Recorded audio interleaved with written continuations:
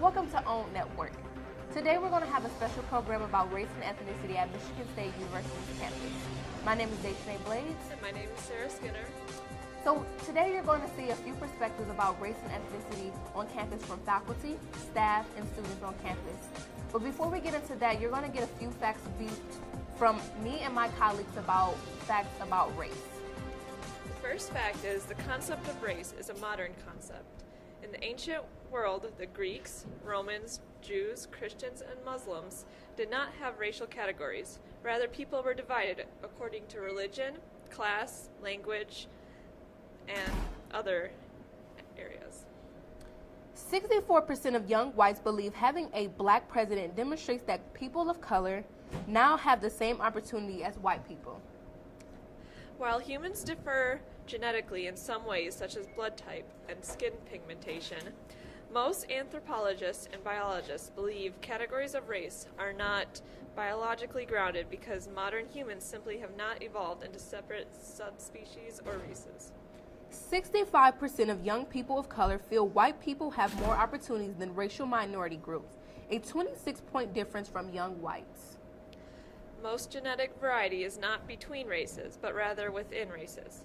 For example, two random Italians are as likely to be genetically different as an Italian and a Chinese. 9 to 10 believe that everyone should be treated the same, no matter what their race.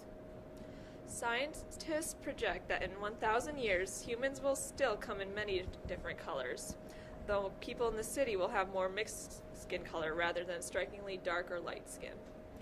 58% of respondents believe that as their generation moves into leadership roles, racism will become less and less of an issue.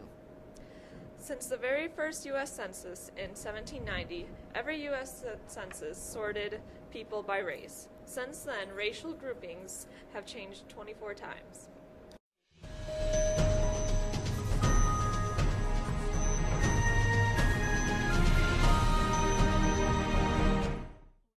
So, what is your take on things that go on in the world now with race and racial issues? Like, in your opinion, do you think that the media and publications publicize race and racial issues enough to the point where it shows the world that this is an issue that we need to be speaking about, we need to be doing things better with it? What do you think specifically about those kind of things? Well,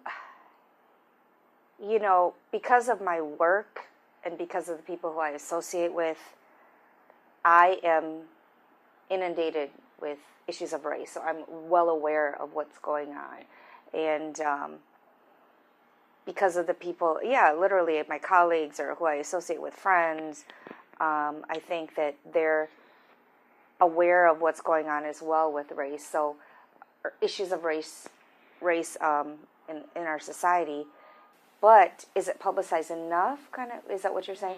I think that for certain people and certain communities, they may not even be affected by it because they can turn it off, or they can turn the news off, or they don't have to deal with it. And so, for me, it's a difficult question because, to me, it's a natural thing. I see it every day, and unfortunately, there's an issue every day. Is someone being murdered at the hands of police, or because of a hate crime here? Every day of all races, it's happening.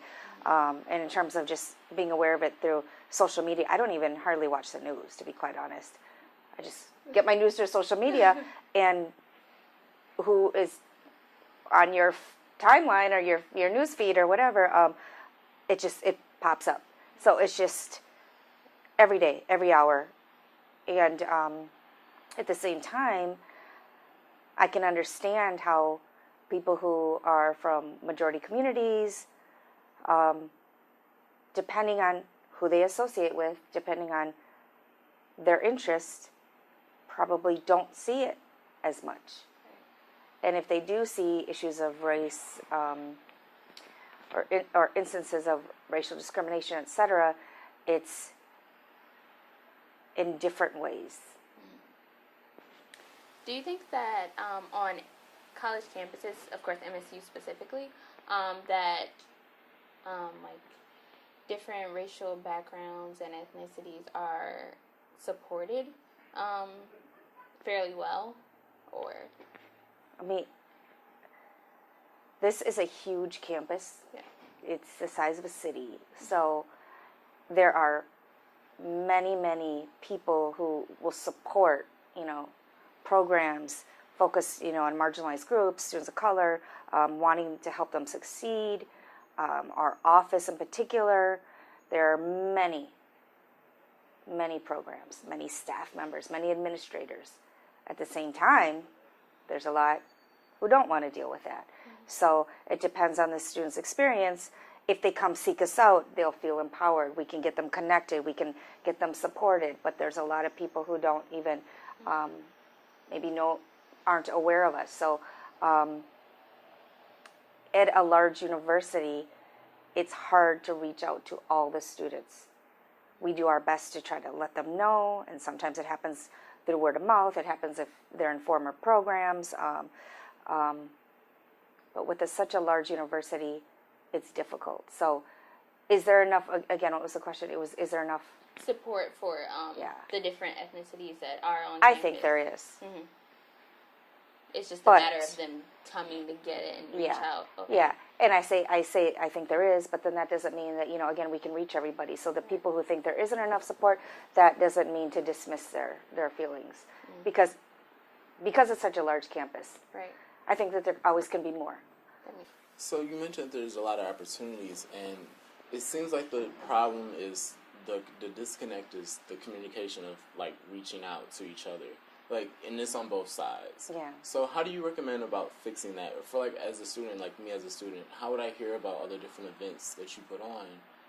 And, I'm interested, but I don't know that they're going on, and I don't know where to look. So what would you suggest for me to search? Because we also want to get the word out about different events like these. So if you went to OCAT, OCAT, very easy. All our events, our website is, I maintain the website. So if you spend 5 minutes on that website, you're going to see the events calendar. You're going to see ways to get involved. We have jobs, we have scholarships, we have all this. But this is one website among many, many websites at MSU. So I would say for you, once I meet you, I'm going to give you some promotional items. And then stay connected. Find us on social media, and then that's how it would reach. So you're going to connect with someone else, hopefully, and let them know about the opportunities. How can I reach everybody at MSU? It's not going to happen. It's difficult. That's why we need to work with other groups.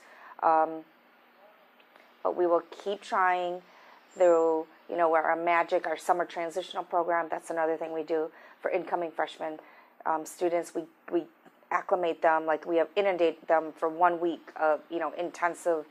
This is what college is like. We reach them through that program. How do I get more students? I don't know if it's more programming. Maybe it's thinking through maybe a little bit more of our advertisement. I don't know, but it's something to think about. Yeah. So for anyone who is interested in looking at some of the interesting programs held by the OCAT office, you can go to their website. Yep, OCAT, OCAT at msu.edu.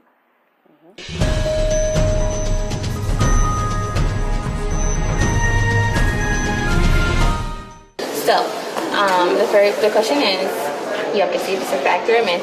So the question is, do you think that children, like adolescents, see race? Yes.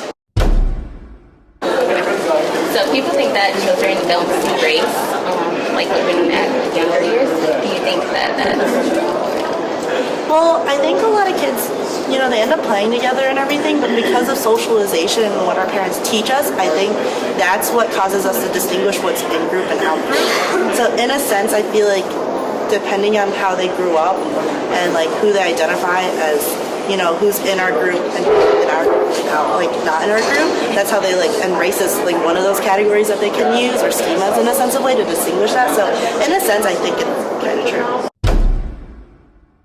Research shows that children do, in fact, see race, but they are never colorblind. One study revealed that infants recognize racial differences between 3 and 6 months of age. some people think that you can define someone's actual race or like ethnic background by just looking at them. And so do you think they're like really good at it? Do you think that as a fact or Myth. Because there is so much variation in any racial group, external appearance is a poor guide to classification.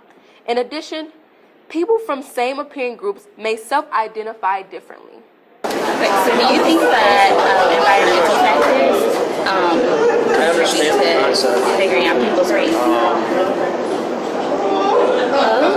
Myth? I don't know, fact.